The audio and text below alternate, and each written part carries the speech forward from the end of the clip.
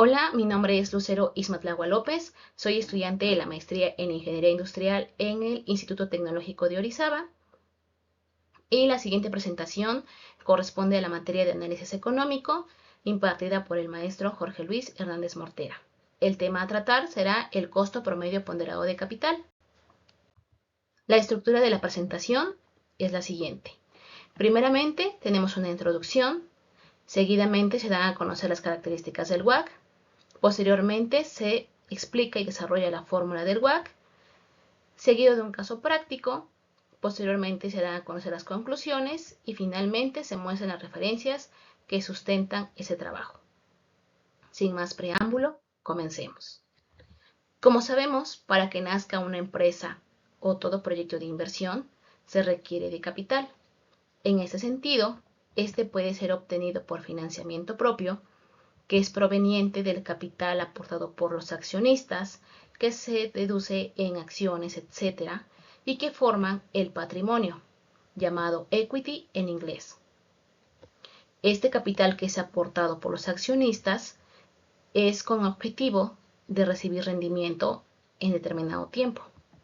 Por su parte, tenemos el financiamiento de terceros, es decir, aquel capital obtenido a través de apalancamiento financiero, es decir, obtenido a través de deuda con entidades bancarias, financieras, etc., que en conjunto forman la estructura de capital de la organización.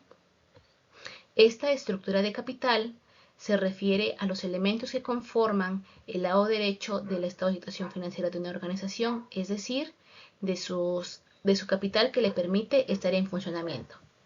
Este está distribuido, como lo acabamos de ver, por el financiamiento propio, que podemos observar acciones preferentes, acciones ordinarias, y por los pasivos, como préstamos a corto o largo plazo, bonos, etc.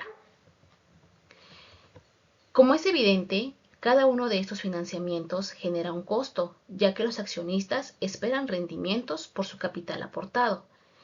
Y por lógica, si nosotros acudimos a una fuente externa para usar dinero o obtener dinero para nuestro proyecto, vamos a generar intereses y por tanto la obligación de pagarlos. Es decir, que la deuda va a generar un costo. ¿Cómo calculamos estos costos? ¿Y cómo podemos saber cuál es el costo total de nuestro capital que tenemos que invertir o que tenemos actualmente? Para ello existen diversas herramientas. Sin embargo, en esta ocasión nos centraremos en el llamado WACC, que es el Weighted Average Cost of Capital, traducido en español como el costo promedio ponderado de capital. ¿Pero qué es el costo promedio ponderado de capital? Bueno, de acuerdo con Díez Farhat, nos dice que es el costo promedio de todos los tipos de capital, es decir, deuda y patrimonio, que una empresa utiliza para financiar sus operaciones y proyectos de inversión. Por su parte, Sousa Ávila nos dice que es un porcentaje o una tasa de descuento que descuenta los flujos de caja esperados de la valoración de una empresa o de un proyecto a invertir. Y por su parte, Weistraker nos dice que representa el rendimiento mínimo que la empresa necesita obtener sobre sus inversiones para mantener su nivel de riqueza. En conjunto, eso nos permite identificar que el WACC es un indicador financiero, ya que nos permite medir y comparar diferentes tasas que ofrecen las oportunidades de negocios para decidir si el negocio será rentable. Nos permite evaluar el rendimiento de la organización y garantizar que ésta cumple con una estructura financiera eficaz, lo cual vimos anteriormente, que analiza cómo están distribuidos sus pasivos y su patrimonio. Y por otra parte, nos permite evaluar proyectos de inversión y toma de decisiones de rechazar o aceptar las propuestas dadas. Por consiguiente, es evidente que el WACC resulta una herramienta bastante importante. ¿Y por qué es importante? Bueno, al ser un indicador financiero, también nos permite obtener un indicador de eficiencia, ya que al conocer la estructura de capital, nos permite identificar si estamos optando, si tenemos un WACC muy alto, quiere decir que nuestras fuentes de financiamiento, por ejemplo con terceros, están siendo muy altas las tasas de interés y podemos emprender en esa medida alguna estrategia. Cuanto menor sea el WACC, más eficiente será la empresa en el manejo de los recursos. Por otra parte, el WACC permite trazar líneas de actuación para la organización. Con base en lo anterior, la empresa puede decidir qué estrategia implementar, qué camino seguir, etc. Eso con objetivo de generar posicionamiento en el mercado y aumentar el valor de la organización a través del tiempo. Por consiguiente, es momento de conocer la fórmula del WACC. Esta nos dice que WACC es igual a E sobre E más D multiplicado por KE sumado a D sobre E más D que multiplica a KD por 1 menos T. ¿Pero qué significa cada una de estas letras? En nuestro primer término tenemos E, que significa equity, sobre E más D, donde D es la deuda, es decir, el capital total. Esta porción nos indica que analiza la porción del patrimonio sobre el capital total que multiplica a KE, que es el costo del capital propio. Y por su parte se va a sumar a lo que es la deuda sobre el capital total, multiplicado por el costo de la deuda, es decir, lo que nos cuesta obtener el financiamiento por terceros. Y a su vez se multiplica por 1 menos T, donde T es la tasa impositiva y se considera un escudo fiscal. Esto es así porque es deducible de impuestos. Más adelante detallaremos este aspecto. Muy bien, conocido esto, es evidente o nos permite inferir que el WACC es un indicador de las distintas fuentes de financiamiento de una empresa para hacer frente a un proyecto, donde su cálculo resulta útil teniendo en cuenta tres enfoques distintos. Como activo de la compañía, al ser la tasa que se debe usar para descontar el flujo de caja esperado, desde el pasivo, al ser el coste económico para la organización de atraer capital al sector, y como inversores al conocer el retorno mínimo que estos esperan al invertir en deuda o patrimonio neto de la compañía. Mencionado esto, es momento de calcular la fórmula, pero para ello necesitamos saber cómo se obtiene el costo de capital y el costo de deuda. En estos términos, como observamos, pues tenemos el costo de capital y el costo de deuda. De estos dos, el más complejo de calcular es el primero, ya que aquí se tiene que analizar el rendimiento esperado por los accionistas y para ello involucran distintos aspectos. El costo de deuda, por su parte, es más sencillo porque las tasas de interés ya están establecidas por las entidades financieras a las que recurramos. Por consiguiente, primeramente nos centraremos en el cálculo del CAE, es decir, el costo de capital. Para ello existen diversos métodos, sin embargo aquí destacamos dos, lo que es el modelo de capitalización de dividendos, que se basa en el supuesto de que la empresa tiene que pagar dividendos a sus accionistas y cuya fórmula es dividendo por acción entre el valor de mercado actual de la acción por la tasa de crecimiento del dividendo. Y por otra parte tenemos el modelo KPM, que significa Capital Asset Pricing Model, o modelo de valoración de activos. Este modelo se basa en el análisis del riesgo del capital, del activo y la prima de riesgo. En este caso, nuestra fórmula nos dice que es igual a RF más beta, que multiplica a RM menos RF. ¿Pero qué significa cada uno de estos elementos?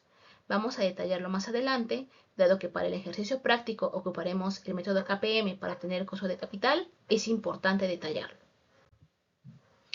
Modelo KPM, o modelo de valoración de activos financieros. Este está sustentado en el criterio de cartera óptima, el cual es un modelo de gestión de inversiones que se basa en la rentabilidad y el riesgo. Tomando como base esta lógica, el KPM busca determinar de manera técnica el rendimiento esperado de un activo financiero, tomando como base de medición el riesgo inherente de dicho activo. Cabe mencionar que el KPM es muy utilizado en la valoración de acciones en la bolsa de valores. Sin embargo, también es aplicable para evaluar proyectos. Como lo vimos en la diapositiva anterior, su fórmula es RF más beta, que multiplica a la diferencia de RM y RF. ¿Pero qué significa cada una de estas letras? Primero que nada tenemos RF, que corresponde al rendimiento fuera de riesgo, llamado así porque se refiere al rendimiento de aquellas alternativas que se consideran con una muy baja probabilidad de impago. En esas alternativas encontramos lo que son los bonos del tesoro de un país, que para el caso de México, pues tenemos bonos y también tenemos lo que son los CETES, que son los certificados de tesorería. Esta alternativa se considera segura o un puerto seguro en la jerga de los inversionistas porque están sustentadas en el pago de impuestos de los ciudadanos y es evidente que es muy poca la probabilidad del quiebre de un país. Por consiguiente, los inversionistas saben que recibirán su pago. Por lo general, los bonos se consideran para proyectos de largo plazo, ya que estos están evaluados a 10 años o inclusive más tiempo. Y los CETES, en el caso de México, pues tienen periodos de capitalización menores, por ejemplo, un año, meses, etc. Por otra parte, tenemos lo que es beta, que es el coeficiente de riesgo sistemático. Este riesgo se refiere a aquel que la compañía es susceptible, pero que está fuera de su control, es decir, es el riesgo del mercado asociado a factores exógenos. Como ejemplo tenemos las guerras políticas, las guerras económicas, eventos disruptivos como el COVID-19, recesiones, etc. Sin embargo, es muy importante considerar este coeficiente porque todo proyecto, toda organización está expuesta a ese tipo de riesgos. Por otra parte, tenemos el rendimiento del mercado, que es el rendimiento promedio del mercado en el cual se sitúe la organización. En conjunto, el rendimiento fuera de riesgo y el rendimiento de mercado forman lo que es la prima de riesgo, llamada así porque se considera un premio para el inversionista por apostar su capital a alternativas no seguras. Muy bien, conocido lo anterior, podemos pasar al cálculo de KD. Para ello es necesario comprender en un estado de situación financiera qué elementos nos generan costos. Como podemos observar, el pasivo nos genera costos y el patrimonio también nos genera costos, como ya lo vimos. Ya sabemos cómo obtener el costo del patrimonio, que es nuestra KE. Ahora nos centraremos en el cálculo de la deuda de nuestros pasivos. Muy bien, en esta diapositiva podemos observar una tabla en la cual se encuentran los puros pasivos. En este caso tenemos 5 entidades a las cuales se les debe, 3 bancarias y 2 provenientes de bonos. Y nuestra tasa de impuestos es del 25%. Aunque tenemos 2 años, vamos a centrarnos en el primero. Y para poder ponderar esto, es decir, obtener el costo de deuda antes de impuestos, vamos a dividir el gasto del interés. En el caso del año 1 en el caso de Bancomer corresponde a 50 entre el monto de la deuda, que son 300. En este caso nos da 0.1667. Ahora, para obtener el costo de deuda después de impuestos, lo vamos a multiplicar por 1 menos la tasa impositiva. Es decir, multiplicamos 0.1667 por 0.75, lo cual nos va a dar como resultado 0.1250. Esto lo repetimos con cada una de las alternativas que tenemos que pagar. Posteriormente, vamos a conocer nuestra tasa impositiva, es decir, nuestro último elemento de nuestra fórmula del WACC. ¿Y por qué se le llama un escudo fiscal? Bueno, esto lo vamos a explicar en la siguiente tabla. Aquí tenemos dos empresas en la cual la A es sin deuda y la B es con deuda. Ambas tienen la misma utilidad antes de interés e impuestos. Sin embargo, la A va a generar 0 por interés anual y la B sí está contemplando deuda de la cual tiene que pagar 5.000. Al aplicar nuestra utilidad antes de impuestos, vemos que la empresa A tiene 35.000, pero la empresa B, al deducir este interés, se queda con 30.000. Por consiguiente, al aplicar la tasa impositiva, en la empresa B se tiene un ahorro de 500, aunque aquí es una cantidad mínima. En la práctica real, las empresas generan más ahorros, que representan ventajas para ellos. Y la utilidad neta, pues es 31.500 para la empresa A y para la empresa B, 27.000.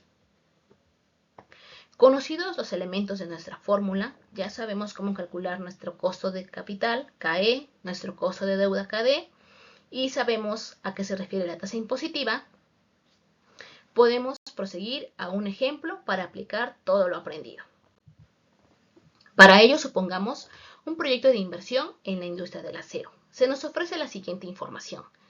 Tenemos dividido nuestra inversión en inversión fija, que corresponde a que corresponde a terrenos, maquinaria, equipos, etc. Nuestra inversión diferida, que sabemos que es aquella que se va gastando a través del tiempo, y nuestro capital de trabajo. Como total se requieren 128,000 pesos, de los cuales, o 128,000 dólares. Y aquí no es relevante la unidad monetaria, es con fines de ejemplo. En el caso para financiar este capital, nos dice que los accionistas van a aportar 79,000 y se va a requerir 49,000 por apalancamiento financiero. Al hacer la división de la parte del equity sobre el capital total, obtenemos que corresponde a un 62%. Y la parte externa sobre el capital total, tenemos que corresponde a un 38%. Veamos de manera resumida la estructura financiera de este proyecto. Por parte de terceros obtendremos 49,000 pesos que corresponden al 38%. Esto puede ser por banco, nuevos inversionistas, etc. Por financiamiento propio serán 79,000 pesos que corresponde a un 62% proveniente del capital de accionistas. Esto conforma nuestra inversión inicial del proyecto por un total de 128,000. Aquí podemos identificar nuestra D, que es la deuda, y nuestra E, que es el equity. Estos elementos nos van a servir para ir desarrollando nuestra fórmula. Ahora bien, se nos pide determinar el WACC. Recordando nuestra fórmula en la parte superior, ya tenemos nuestra E y nuestra D. Es momento de calcular nuestro costo de capital. Para ello se empleará el método KPM. Esta fórmula nos dice que costo de capital es igual al RF por beta por la prima de riesgo. En este sentido, nuestra tasa activa libre de riesgo, al estar un proyecto evaluado para México, de acuerdo a diversas fuentes en las cuales podemos buscar, identificamos que en el caso de los CETES está evaluada en 11.73%. En la otra tabla podemos observar que están los bonos en el mundo, donde los bonos a 10 años en México están teniendo un 86.33%. Sin embargo, evaluar nuestro proyecto a 10 años resulta un periodo muy largo. Por consiguiente, tomaremos la tasa libre de riesgo de un CETE capitalizado anualmente. Muy bien, ya tenemos nuestro RF, que es 0.1173, que lo obtuvimos de nuestro CETE a 365 días. Prosigamos a calcular nuestro coeficiente beta, que mide el riesgo sistemático, el cual ya sabemos que se refiere al riesgo del mercado debido a factores exógenos.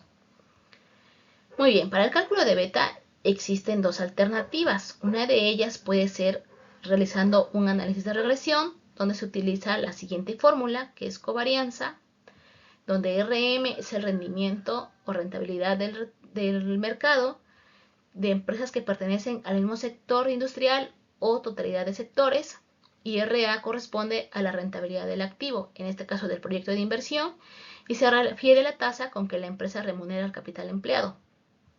O podemos recurrir a bases de datos. Y en lo que refiere a la prima de riesgo, podemos hacerlo por separado, es decir, identificar nuestra tasa o nuestro retorno del mercado y hacer la diferencia. Sin embargo, también se puede calcular de manera global como prima de riesgo. Sin embargo, ¿de dónde obtenemos estos datos? Si nosotros quisiéramos calcular directamente la prima de riesgo y la beta sin realizar cálculos, ya sea porque queremos ahorrarnos tiempo o porque no tenemos datos históricos, ya que desafortunadamente las empresas, pues por cuestiones de privacidad, seguridad, etcétera, pues muchas no publican esta información y es difícil acceder a estos datos, a excepción de las empresas que cotizan en la bolsa, que ellas sí cuentan con esta información.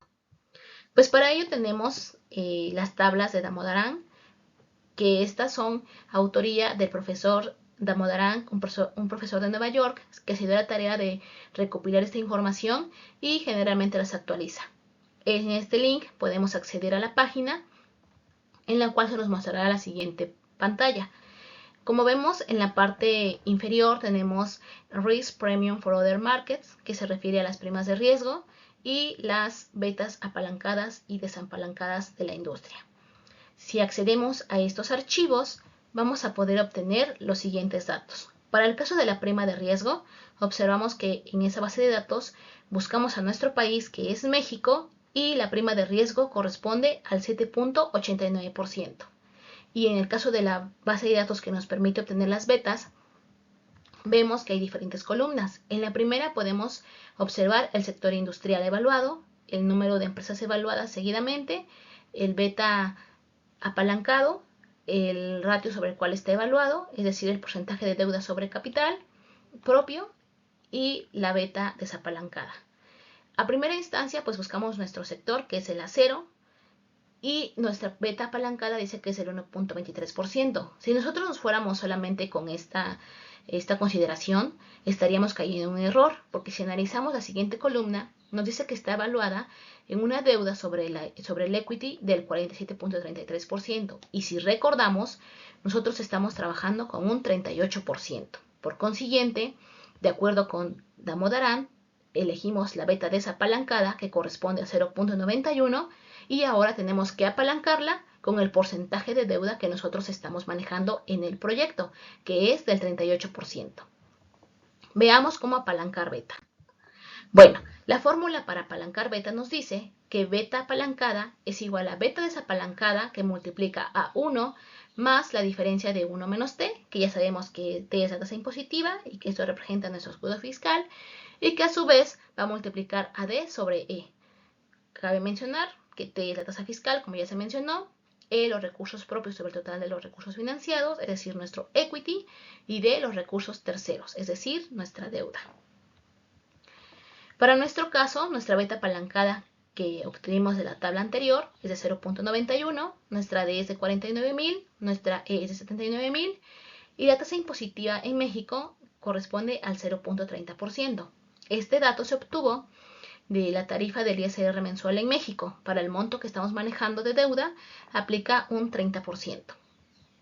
Sustituyendo, tenemos que beta apalancada es igual a 0.91, que es el valor de beta desapalancada, que multiplica a 1 más 1 menos 0.30, que corresponde a la tasa impositiva, y que va a multiplicar a D, que es 49.000, sobre E, que es 79.000, y nos va a dar un resultado de 1.30. Muy bien. ¿Qué elementos tenemos de nuestro costo de capital? El rendimiento libre de riesgo ya lo tenemos, que lo obtuvimos con los CETES, que es del 0.1173%. Nuestra beta apalancada la acabamos de realizar, la cual es de 1.30, y nuestra prima de riesgo nos ahorramos cálculos gracias a la tabla de Damodaran y nos dio un valor de 0.0789. Con esta información estamos en posición de calcular nuestro costo de capital, el cual nos dice que es de 21.987%. Muy bien, ya tenemos nuestro primer miembro de la suma de la fórmula del WACC.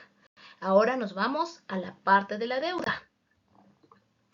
En este caso, el proyecto contempla que solamente se va a recurrir con una entidad bancaria, en la cual se pone como ejemplo a Bancomer, la cual genera una tasa de 19.4%.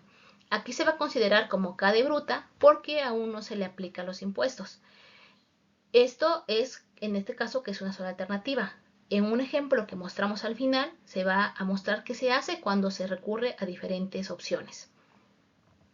Entonces, con esta información ya tenemos todos los elementos que van a involucrar nuestro WACC para este proyecto de inversión, donde E como repetición es de 79.000, la D es de 49.000 y nuestra KE es de 21.987%, nuestro costo de deuda bruta es de 19.4% y la tasa impositiva del 30%.